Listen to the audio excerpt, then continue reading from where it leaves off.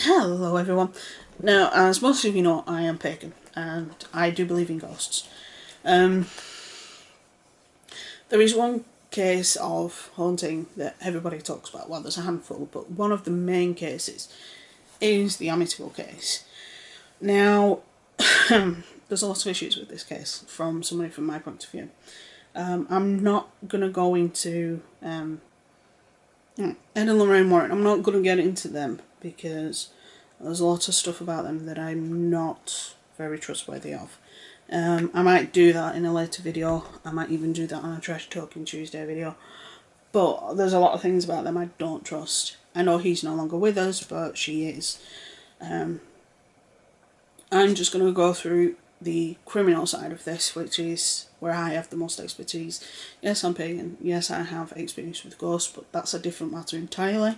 And that is a newer issue. That is something that's only happened in like the last 10 years. My history with criminology and forensics goes back 15 years. I started my degree September of 2000, so 17 years actually. Bloody hell, that long. God, it's been that long since I was at university. Oh, bloody hell. Yeah, because, yeah, makes sense. Yeah, 17 years, so it's like almost 20 years. Now, there's a lot of issues with this case entirely, because, and I'll explain why at the end. So, right, the victims were Ronald DeFeo Sr., who was 44 at the time of his death, Louise DeFeo, which is the mother, she was 42. Then there's Dawn, who was 18, Alison, who was 13, Mark, who was 12, and John Matthew, who was 9. The killer, which is Ronald DeFeo Butch Jr., is Ronald Butch DeFeo Jr., who was 23 at the time of the murders, and he was born September 26, 1951, so that would make him 66 now. He is still alive, he's still in prison. I don't think he'll ever see the outside world. On 3:30 a.m. on the Wednesday, November 13th, 1974, DeFeo entered Henry's Bar in Amityville, Long Island, New York, and declared, "You've got to help me. I think my mother and father are shot." DeFeo and a small group of people went to 112 Ocean Avenue, which was near the bar, and found the parents were indeed dead. Joe Yesuit made emergency call to the Suffolk County Police. 6 members of the same family were found dead in the beds by other members of that group. The family was shot with a .35 caliber lever action Marlin 336. If I can find a visual, I will put one here. Rifle around 3 a.m. The parents were shot twice. The children were all killed with a single shot. Evidence suggests that Louise DeFeo and the daughter Alison were awake when they were killed. All were found laying on their stomachs in bed. Ronald Jr. was taken to the local police station for his own protection, as one of the officers who attended the scene speculated that it looked like a mob hit. An interview at the police station soon exposed serious inconsistencies with his version of events. The following day he confessed to carrying out the killings by himself. He claimed self-defense after years of abuse from his father. He also claimed that the house made him do it, that the house possessed him. Ronald Jr. was an abuser of heroin and LSD and had antisocial personality disorder, which, although is bad, isn't as bad as some mental illnesses. Just because you have antisocial personality disorder doesn't make you liable to kill at all. It just means that you struggle with some things. On November 21st, 1975, DeFeo was found guilty on 6 counts of second-degree murder. And on December the 4th, 1975, Judge Stark sentenced DeFeo to 6 concurrent sentences of 25 years to life. He claimed No. The Lutz family. Now this is where we get into the ghost bit, but I'm just adding this, and I'm just adding my 2 cents on this. Like I said, I'll probably go into the whole ghost aspect of that in a minute.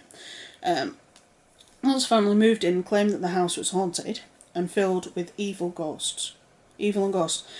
Financially, the family struggled with the house because the house was above their means.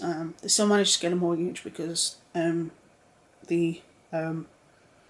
Lutz owned a business, so he used that to get the mortgage. They needed to get out of the mortgage because it was too much.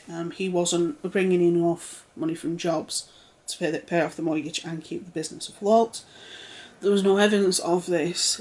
People use a photo that the Warrens took, which to me is not conclusive at all. All occupants that have lived in the house since have had no supernatural occurrences happen at all. The current owners, who have been there for some time, have both had they've never experienced anything. On November 30th, 2000, Ronald DeFeo Jr. met with a author who was writing a book on the case. The author said that they spent hours talking. DeFeo says they didn't. The author claims that Ronald told him that he and his sister killed the family, and then he killed his sister. Which is something he does actually admit now, that he and his sister killed the family, then he killed his sister because they needed the inheritance money from killing their father and their family to get money for drugs, because their father was cutting them off because they were both using drugs. Like I said, this is a claim that's been going on for 10 years. He says that the whole house made me do it was a lie, that he was forced to by family friends not to say that his sister had any involvement, to say that his sister was an innocent bystander because they didn't want to sully her name or the family's name. And then he's just got to the point now where he said, I've had enough. The people who said that to me are no longer with us, so I can tell the truth. This is what he's saying, and he's been saying this for the last 10 years, and he tells the same story over and over again with no variation. I am more likely to agree with this recent form of events than the two of them killing the family, because there was only one rifle, so how could both but apparently she killed someone, then he killed someone. I don't know, but a lot of the other issues is there was no actual forensic investigation. Again, this was back in the 70s, where forensics was nowhere near as conclusive as they are now. Even now, they're not 100% conclusive, but they're a lot better than they were in the 70s. Also, there was lots of things that weren't, because he admitted there was also tests that weren't done, like gunpowder tests and things like that. So a lot of those tests weren't done. A lot of other tests weren't done because he confessed. And usually if you've got a confession, so right, that's it, we don't need to prove anything, because he's already admitted it. Though nowadays they do try and have evidence as well, just in case they recant, but back then he didn't. Like I said, there was issues with the case right from the get-go. There was too many people in the house. There was, like I said, a lot of tests that weren't done. Although there was no evidence of sedatives in the body, there are sedatives that leave the body pretty quickly that wouldn't have been in the body. So it's a lot of things like that that you don't think of. So back then, like I say, the sensitivity of machines and procedures we have now compared to back in the 70s, there's no correlation at all. So with that being said, let me know if you agree down below, because like I said, this is definitely an interesting case to say the least. Let me know if you have anything to add, or you've been to the house or anything like that. Also let me know down below if there's any case you want me to cover, whether it's solved or unsolved. Let me know down below. Let me know if you do want a video about the Warrens and why I don't trust them. leave all that down below and I'll see what I can do for you. So, with that being... Oh, with regards to this, there's actually a documentary that they did. It's the... it's called The Real Story Behind the DeVeo Murders.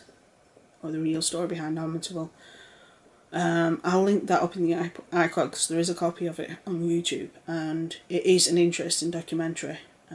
And everybody who knew the family and everybody who knows Ronald and knows people that have lived in the house since all agree that it's probably more likely that Ronald and his sister killed the family than the ghost made him do it. So I'll leave all that up in the iCard anyway. So stay safe, have fun, be good, and I will see you tomorrow.